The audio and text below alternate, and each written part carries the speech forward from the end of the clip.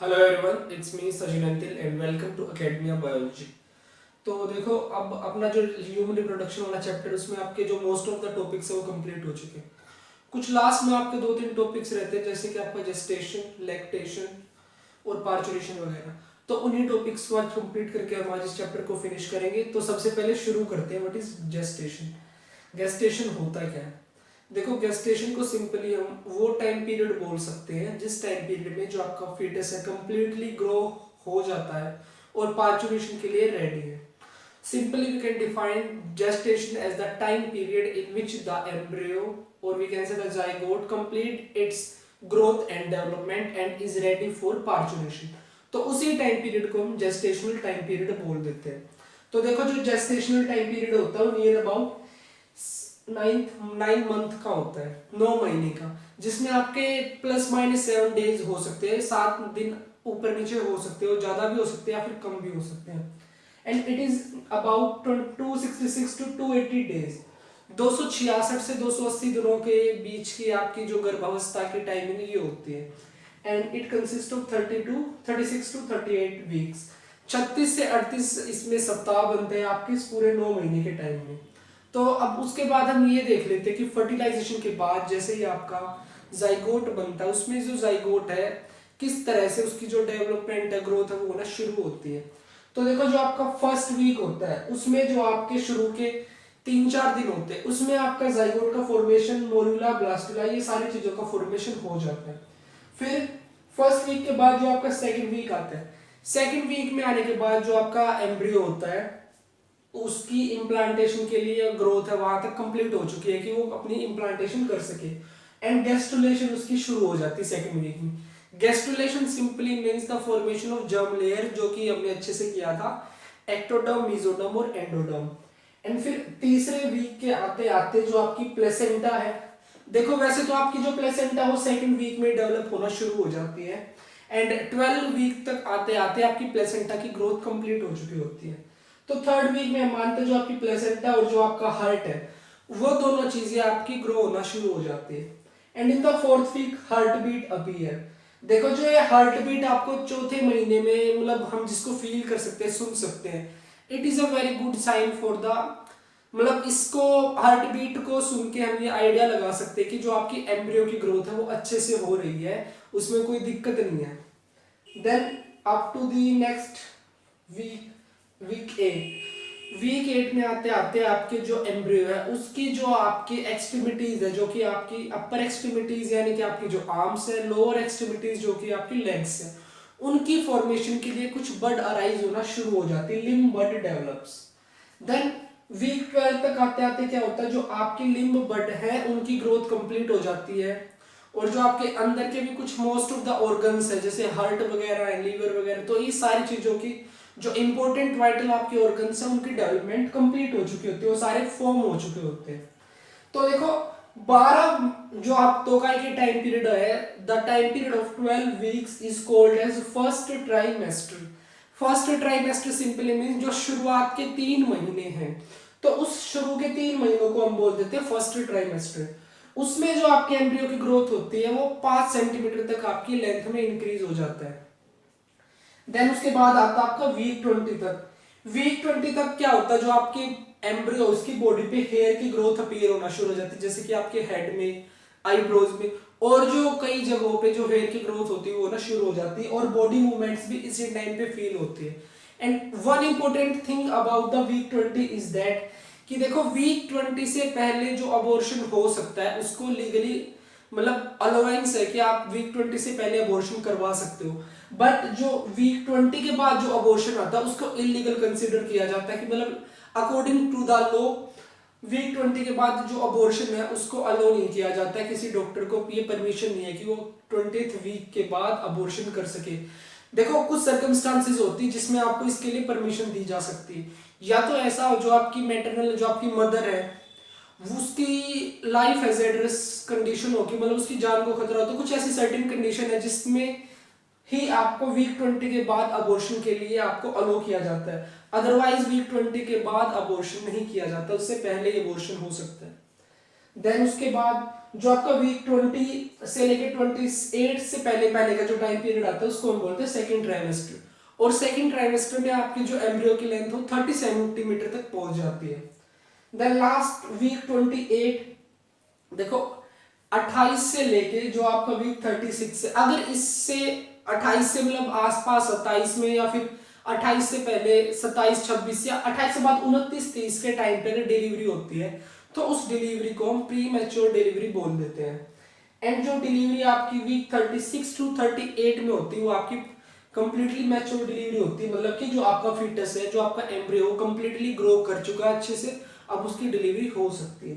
तो ये वाला आपका जो वीक 28 टू 38 तक होता है इसको हम थर्ड ट्राइमेस्टर बोल देते हैं। और इसमें जो आपके एम्ब्रियो की लेंथ है वो it will increases up to 50 to 53 centimetre.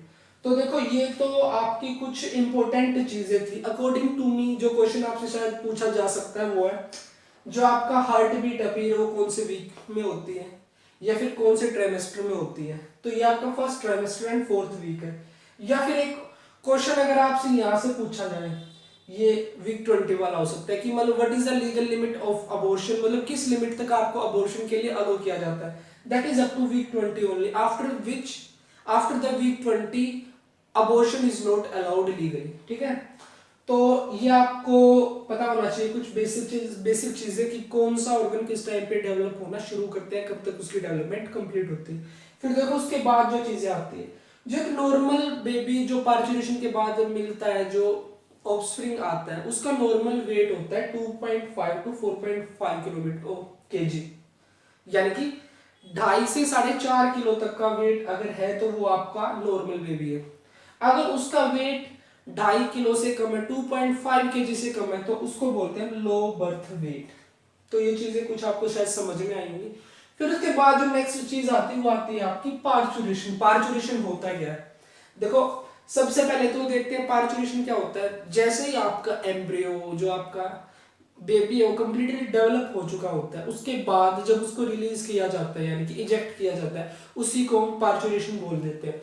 तो उस पार्चुरेशन को सपोर्ट करने के लिए यहाँ पे कुछ स्पेसिफिक केमिकल मैकेनिज्म है या फिर कुछ रिफ्लेक्स मैकेनिज्म है जिसके थ्रू जो पार्चुरेशन का प्रोसेस है वो कंप्लीट होता है।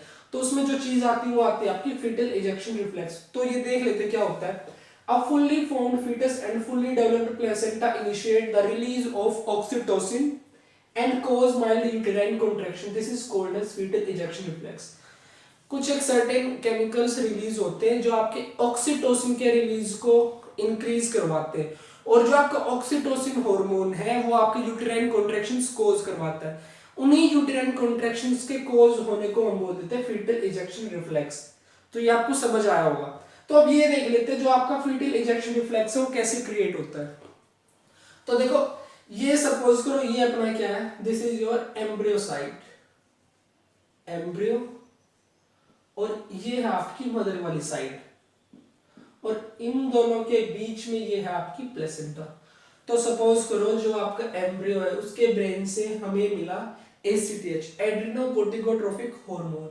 जो आपका एसीटीएच है उसने एड्रिनल कोर्टेक्स पे जाके एक्ट करा, और एड्रिनल कोर्टेक्स से हमें क्या मिले, कोर्टिकोइड्स। तो देखो जो आपके कोर्टिकोइड्स होते हैं स्टेरॉइड होते हैं नेचर में, दीज आर स्टेरॉइडल स्टेरॉइड्स। अगर स्टेरॉइड्स है तो ये क्या है, फैट सोल्यूबल है। फैट सोल्यूबल है तो ये आपकी प्लेसेंटा को क्रॉस कर सकते हैं।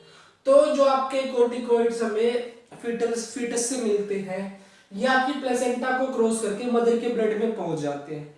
तो देखो यहाँ पे आपके क्या हो गए, फीटस के कोर्टिकोइड्स आ गए, प्लस में जो आपकी मदर है उसकी खुद के एड्रिनल कोर्टेक्स से भी हमें कुछ कोर्टिकोइड्स मिलते हैं। मतलब फीटस के कोर्टिकोइड्स प्लस में मदर के कोर्टिकोइड्स, यहाँ पे जो कोर्टिकोइड्स का लेवल वो काफी ज्यादा इंक्रीज हो जाता है। The increased level of corticoids in the mother's blood sends a signal to the placenta. ये प्लेसेंटा को एक रिस्पॉन्स देगा to decrease the release of progesterone, कि अब प्रोजेस्टेरोन का जो सिक्रेशन है उसको रोक दिया जाए। तो इस तरह से जो आपका प्रोजेस्टेरोन का सिक्रेशन है उसका लेवल कम हो जाएगा।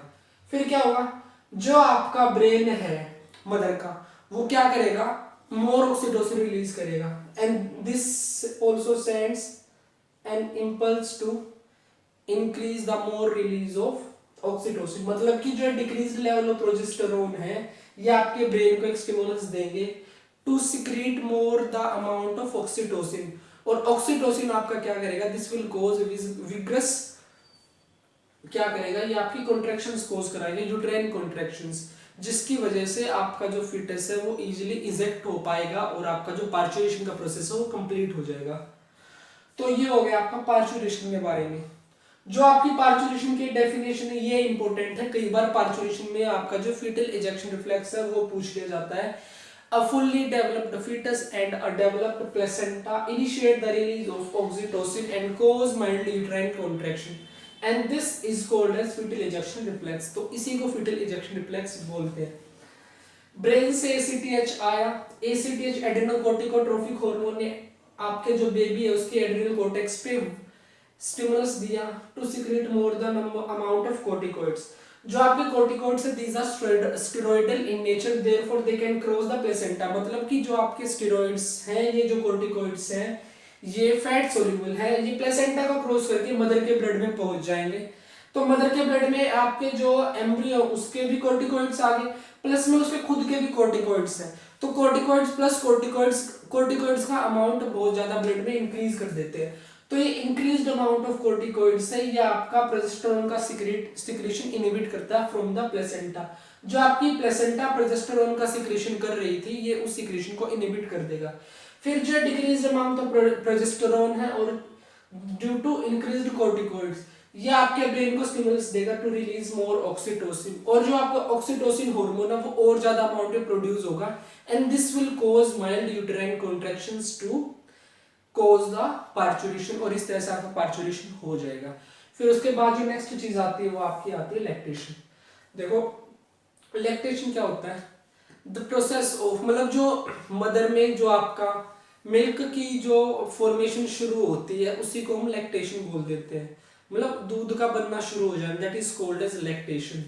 तो देखो जो आपका एस्ट्रोजन होता है, प्रोजेस्टेरोन होता है, प्रोलैक्टिन होता है, HCS, human chorionic somatotropin, human placental lactogen and oxytocin, ये कुछ आपके हार्मोन्स है which are responsible for lactation.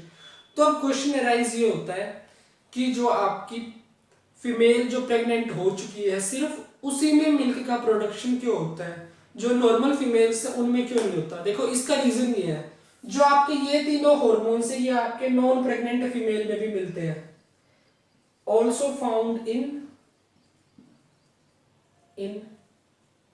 Non pregnant